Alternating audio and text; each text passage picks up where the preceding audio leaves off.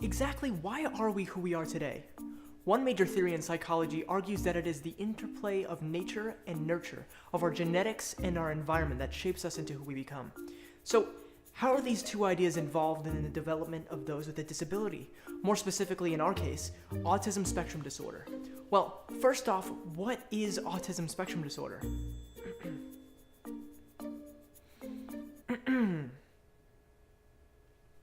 Christian.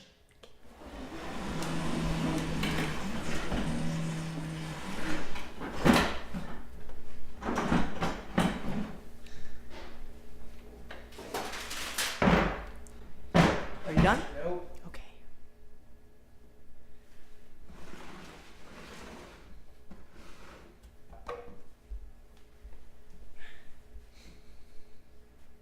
Alright, we're good. Okay, so autism spectrum disorder, or ASD, can be largely categorized by developmental delays. So these people may have delays in speech and or have a learning disability. They also may exhibit what may be considered socially inappropriate behavior, such as poor eye contact, impulsive behavior, and they may repeat words or actions. These people also have a sensitivity to their environment. Oftentimes, their brains hyper-focus on one specific sense, to the point that that is basically the only thing that they are sensing. This may result in a sensory overload, which can be difficult to handle. The range of functioning for children with autism spectrum disorder is very wide. That's why it's called autism spectrum disorder, because it's all on a spectrum. Because there's such a wide spectrum, there's a saying that goes, if you've met one child with autism, you've met one child with autism. It is mostly agreed upon by experts that ASD is largely a result of genetics. A Danish study concluded the concordance rate for both siblings being diagnosed with ASD was 95.2% in monozygotic twins, or identical twins, and 4.3% in dizygotic twins, or fraternal twins. Because the concordance rate was so high in monozygotic twins, and because we know that monozygotic twins have identical genetics, we can see very clearly that these twin diagnoses are very heavily genetically influenced. Surprisingly, in another study, it was concluded that there was a correlation between a baby's head circumference at birth and a later diagnosis of ASD. 404 subjects, ages 4 to 18, were evaluated, showing that 20% of males and 27% of females with autism spectrum disorder had larger heads. Despite all of this evidence, experts still agree there is an environmental influence. Research has shown that the environment's influence on the cause of ASD begins at birth, and even before birth. This includes the mother's age being 35 years or older and multiple gestation, as well as prematurity, low birth weight, prolonged labor, vaginal bleeding, and hypoxia. These environmental factors are more physical in nature as opposed to social. But what about the social influences on one's environment? More specifically, can the environment one is raised in put one at a higher risk for the development of ASD? Can it exacerbate existing symptoms of ASD? And/or can it impede the positive development of children with ASD? This is a rather unorthodox view at looking at how autism develops. Most experts have attempted to research very specifically how ASD is related to specific genetic correlations. Like, one study focused on how each individual symptom of ASD is more likely to be tied to an individual genetic factor as opposed to ASD as a whole. But instead of all that, here I'll be looking at how simply a child's upbringing and their environment impacts their development of ASD, and/or how this environment allows those with previously diagnosed ASD to develop. First, we'll talk about neglect and its effects. Research shows that children who are raised in socially neglectful environments are more apt to develop ASD. Christian, neglect isn't funny. No, it's something else. I just saw a girl use broccoli to apply her foundation. And I thought these girls were supposed to be beauty gurus. Wow. Christian, speaking of neglect, where's the baby? I don't know, it's somewhere back there. Well, could you go get it? We still need it for the presentation. Why do I need to do everything?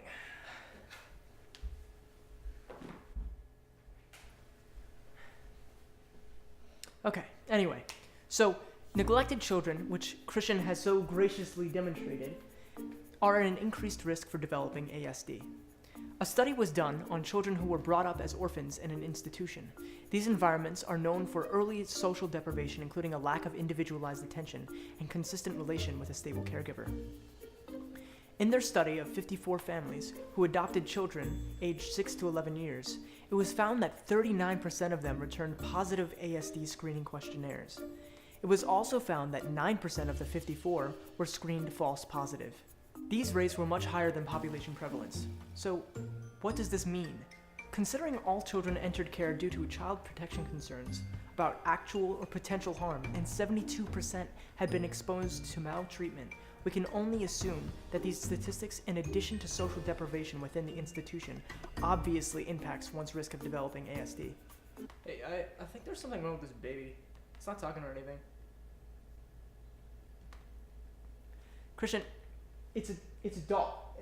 You know, maybe it's because you neglected it. Have you ever thought about that? Although the results from recent studies seem a bit unclear because of their complex variables, unfortunately children with ASD and other disabilities alike seem to be more prone to neglect. Christian, where's the baby? What? Oh, I gave up on it because it wouldn't talk to me. Okay, well this is exactly what I'm talking about. What? That this creates a cycle of neglect. Neglected children may develop a disability or symptoms similar to a disability, and because of this, become further neglected, which further impedes the development of that child. Okay. So, I'll show you what this looks like. Neglect can potentially turn into the development of ASD, which turns into further neglect, which turns into the further impediment of development, which turns into further neglect,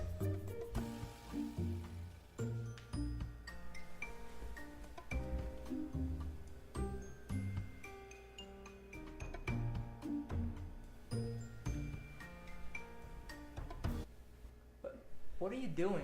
I'm cycling.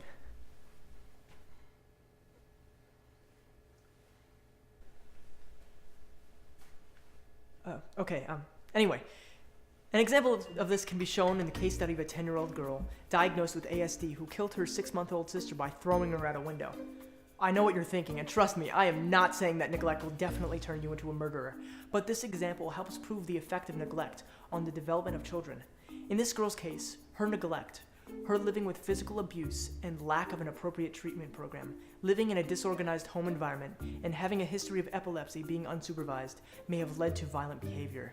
Now that we've seen what neglect can do to someone with diagnosed ASD, we understand why we have intervention techniques for these individuals. The purpose of these intervention techniques is to help children with ASD in the areas that they struggle.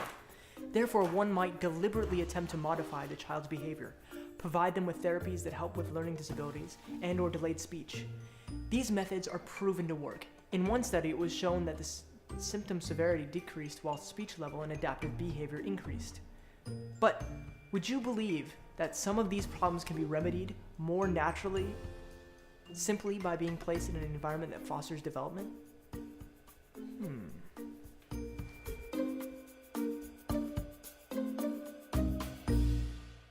Looking at current methods of intervention begs the real question of just how influential we believe the environment is. Social interaction is very important for all children, but especially for those with ASD.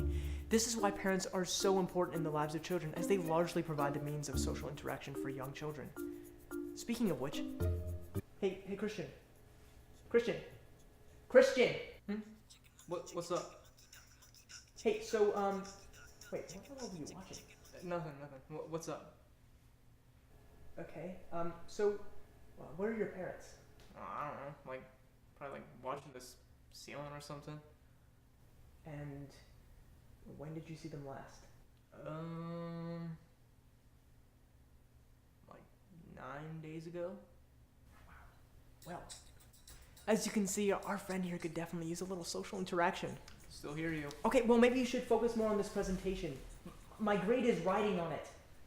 Hey, what are you watching? Guys, could you maybe do this some other time? Well, excuse you, but I'm getting social interaction. Okay, well now's not the time. But go, out you go. I'll see you later. Bye. No, wait, no, not you. You come back here. Sit down. Anyway, this is exactly what we're talking about. In a 2013 mental health journal, the author claims that the children who are exposed to prolonged hours in front of the television 4 to 8 hours, are at a higher risk for developing autistic symptoms, as these are often the children who test positive in ASD evaluations. These are usually the children of parents who both work long hours and may not have time to spend with their children. Because of this lack of socialization, children are deprived of their much-needed social interaction in their early years. This, coupled with long hours in front of the television, is what seems to be the culprit. By looking at the consequences from the lack of socialization, we are able to conclude that it is necessary for children to be given adequate social interaction. But can socialization itself be used as a kind of intervention method?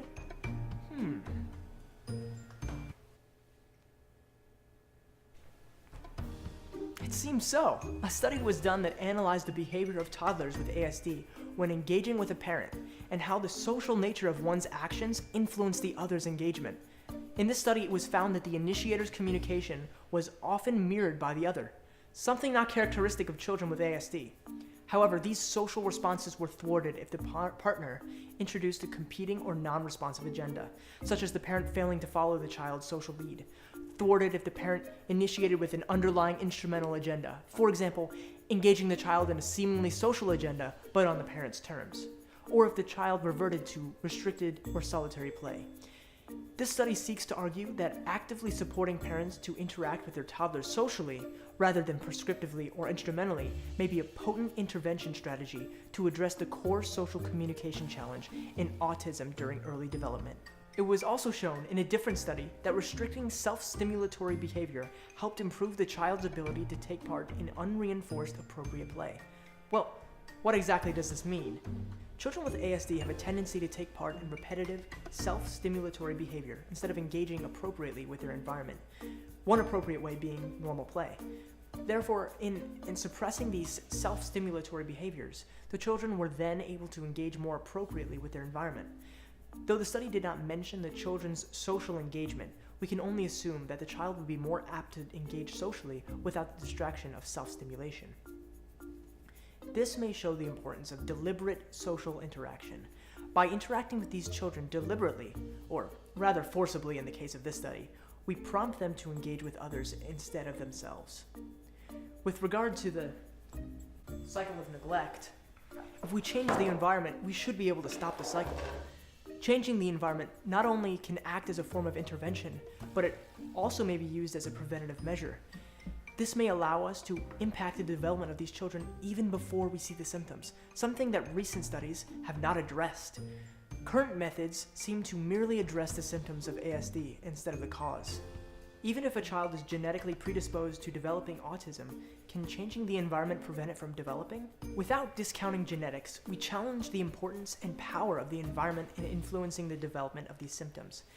If we define a socially neglectful environment as one where there is limited social interaction for the child, studies show that children in this type of environment are more apt to develop ASD. Therefore, we need to challenge the current methods of intervening by simply changing the environment the child is brought up in. How can we change the environment, though? Raising a child with autism spectrum disorder can be associated with increased family chaos and parent distress. These chaotic families are some of the same ones whose children end up in foster care or are neglected. Unfortunately, successful long-term treatment outcomes are dependent on healthy functioning of the family. That's where the family intervention comes in. A study was done to assess the impact of the Program for Education and Enrichment of Relational Skills, or PEERS, on family chaos, parenting stress, and parenting self-efficacy via a randomized controlled trial. Not too surprisingly, the results suggested beneficial effects in the areas of improving family chaos and increasing parenting self-efficacy. By being able to improve the home environment, the functioning and development of children with ASD in these households were improved. So, what specific things in one's environment will improve the functioning of ASD children? More specifically, how can we create an environment that fosters positive development for children with ASD?